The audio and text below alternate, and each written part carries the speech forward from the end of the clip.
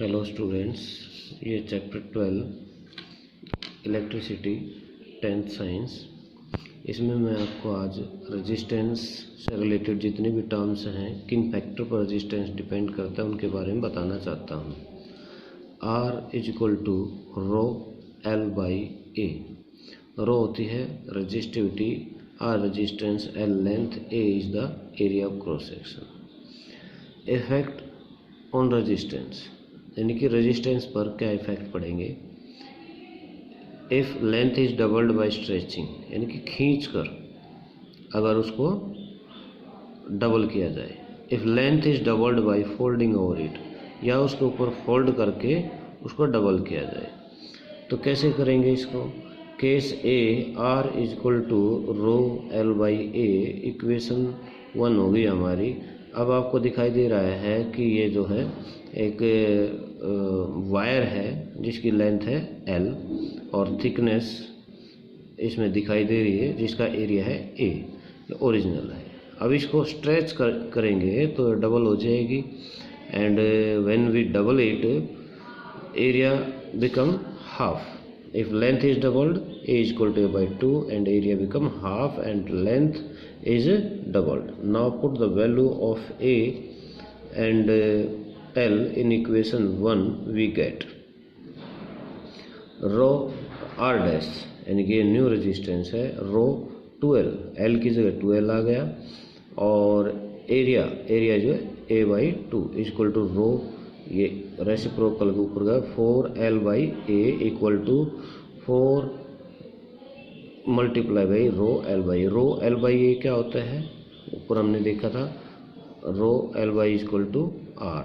तो इसमें क्या आ गया 4 into R, because R is equal to rho L by A.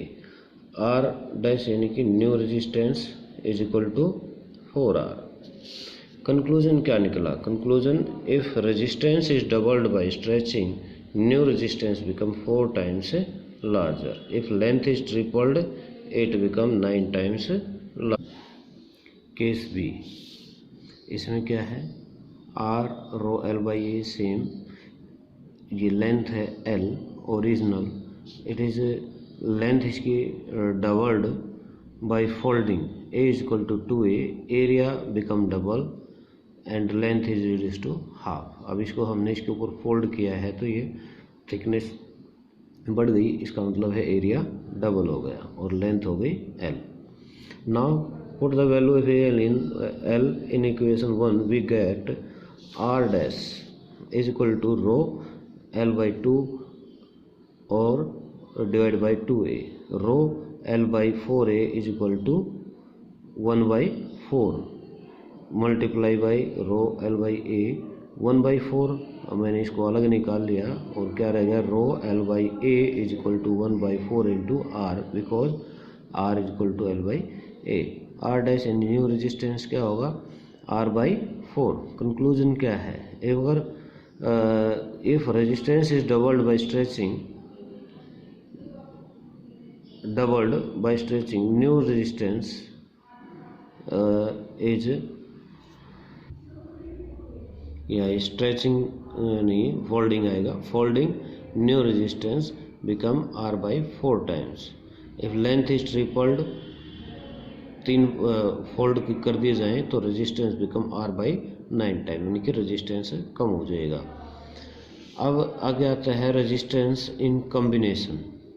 Combination क्या होगा, सीरीज़ में कनेक्ट कैसे किया जाता है, जैसे फिगर में दिखाया गया है। हर सीरीज़ में 3 रेजिस्टेंस कनेक्टेड हैं और R1, R2, R3 ये कनेक्टेड है। पोटेंशियल डिफरेंस मेजर करने के लिए वोल्ट मीटर है, एमीटर है करंट मेजर करने के लिए।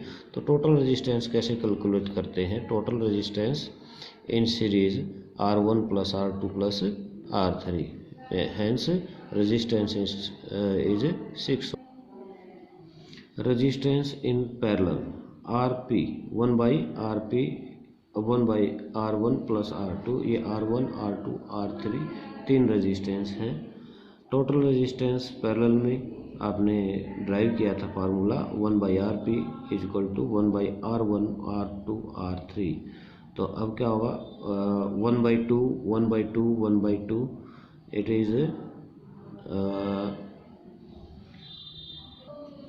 3/2 एंड RP, तो दोनों क्रॉस मल्टीप्लाई होंगे।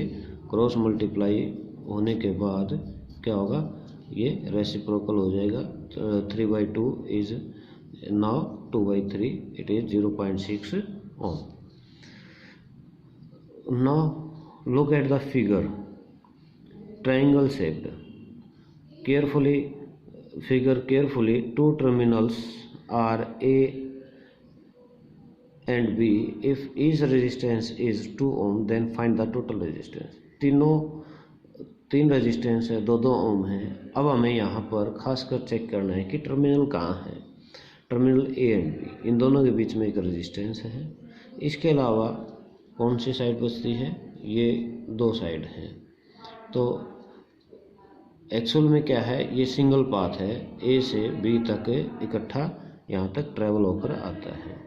तो ये क्या है, ये दोनों किस में हो गए, सीरीज में, और ये दोनों सीरीज का जितना भी होगा ये इसके होगा। तो कैसे सोल्व करते हैं, देखते हैं इसको।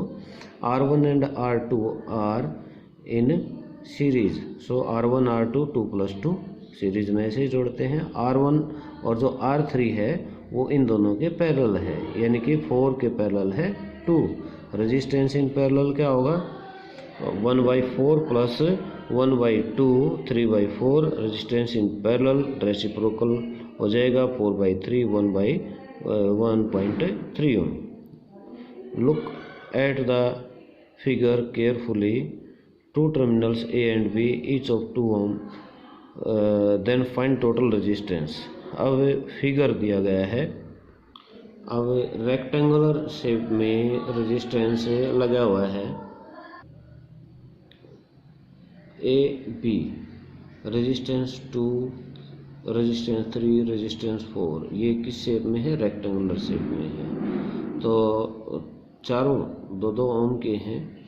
अब इसमें हम देखेंगे कि जैसे ये दिखाई दे रहा है, इसमें A एंड B टर्मिनल के बीच में R1 है, बाकी जो है वो इसके साइड में है।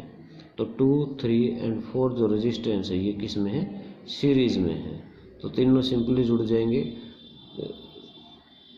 जैसे resistance 2, 3 and 4 in series, R2, R3, R4, total 6। Then R2, R3 and R4 parallel with R1। R1 की वैल्यू क्या है, 2 है। तो अब वैल्यू कैसे निकालेंगे, जो टोटल 6 था और 2 है, पैरेलल में है, तो 1/6 plus 1/2, it is equal to 4/6, it is 6/4 reciprocal हो गया। आंसर आया आपका 1.5 ओम।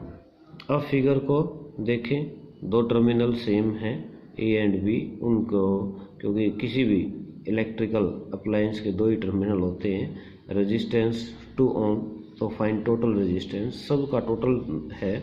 अब हमें दोनों टर्मिनल देखने हैं, 2 के बीच में है रेजिस्टेंस कौन सा है, R5 है, और उसके साइड में कौन से रह गए, 2 एंड 3, 1 एंड 4।